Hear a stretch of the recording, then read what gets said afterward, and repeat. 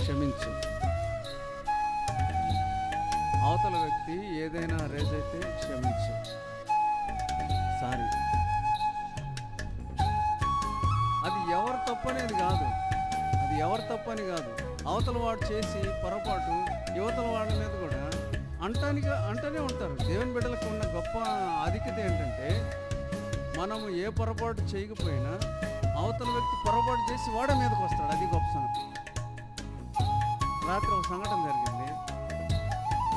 ఒక ఆయన బండి వేసుకుని వెళ్తా ఉన్నారు. అవతల వాళ్ళు వచ్చారు, గుద్దేసి తొక్కబట్టుకున్నారు. సారీ చెప్పండి.